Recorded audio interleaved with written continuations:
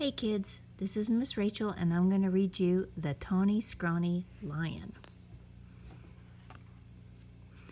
by Kathryn Jackson, pictures by Gustaf Tenggren.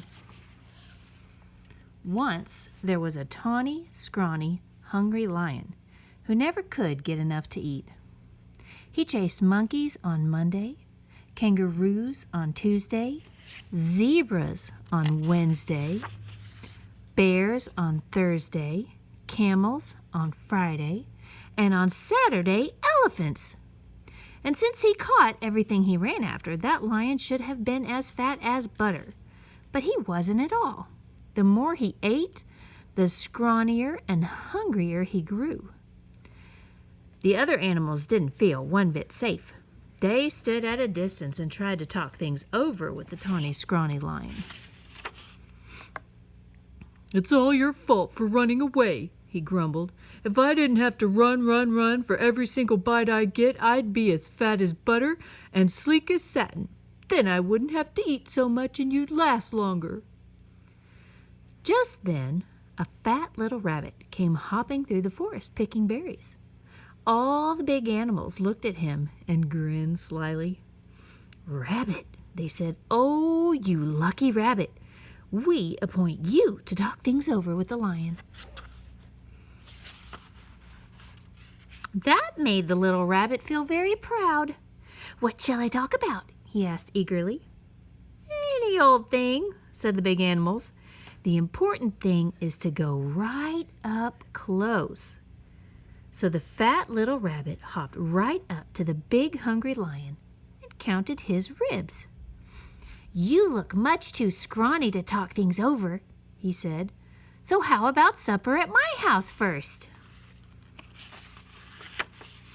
"What's for supper?" asked the lion. The little rabbit said, "Carrot stew." That sounded awful to the lion. But the little rabbit said, "Yes, sir. My 5 fat sisters and my 4 fat brothers are making a delicious big carrot stew right now." "What are we waiting for?" cried the lion. And he went hopping away with the little rabbit, thinking of 10 fat rabbits and looking just as jolly as you please. "Well," grinned all the big animals, "that should take care of Tawny Scrawny for today." Before very long, the lion began to wonder if they would ever get to the rabbit's house. First, the fat little rabbit kept stopping to pick berries and mushrooms and all sorts of good-smelling herbs.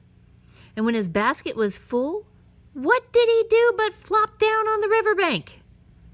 "Wait a bit," he said. "I want to catch a few fish for the stew." That was almost too much for the hungry lion. For a moment, he thought he would have to eat that one little rabbit right then and there. But he kept saying, 5 fat sisters and 4 fat brothers, over and over to himself. And at last, the 2 were on their way again.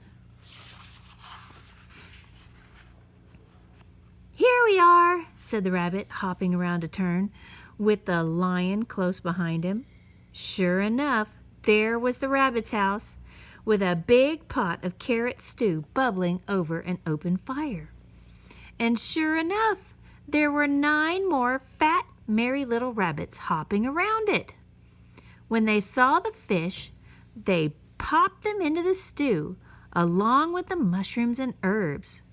The stew began to smell very good indeed. And when they saw the tawny, scrawny lion, they gave him a big bowl of hot stew. And then they hopped about so busily that really it would have been quite a job for that tired, hungry lion to catch even one of them. So he gobbled his stew, but the rabbits filled his bowl again. When he had eaten all he could hold, they heaped his bowl with berries. And when the berries were gone, the tawny, scrawny lion wasn't scrawny anymore. He felt so good and fat and comfortable that he couldn't even move.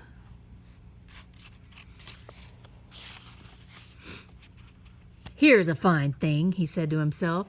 "All these fat little rabbits, and I haven't room inside for even one." He looked at all those fine, fat little rabbits and wished he'd get hungry again. Mind if I stay a while? He asked. We wouldn't even hear of your going, said the rabbits. Then they plumped themselves down in the lion's lap and began to sing songs. And somehow, even when it was time to say goodnight, that lion wasn't one bit hungry. Home he went through the soft moonlight, singing softly to himself. He curled up in his bed, patted his sleek, fat tummy, and smiled. When he woke up in the morning, it was Monday. Time to chase monkeys, said the lion. But he wasn't one bit hungry for monkeys. What he wanted was some more of that tasty carrot stew. So off he went to visit the rabbits. On Tuesday, he didn't want kangaroos, and on Wednesday, he didn't want zebras. He wasn't hungry for bears on Thursday, or camels on Friday, or elephants on Saturday.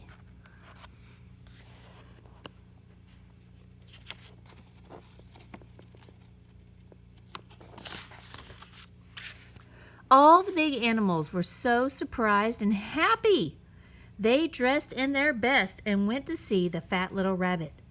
Rabbit, they said, oh, you wonderful rabbit. What in the world did you talk to the Tawny Scrawny Hungry Terrible Lion about? The fat little rabbit jumped up in the air and said, oh my goodness, we had such a good time with that nice jolly lion that I guess we forgot to talk about anything at all. And before the big animals could say one word, the tawny lion came skipping up the path. He had a basket of berries for the fat rabbit sisters, and a string of fish for the fat rabbit brothers, and a big bunch of daisies for the fat rabbit himself. I came for supper, he said, shaking paws all around. Then he sat down in the soft grass, looking fat as butter, sleek as satin, and jolly as all get out, all ready for another good big supper of carrot stew.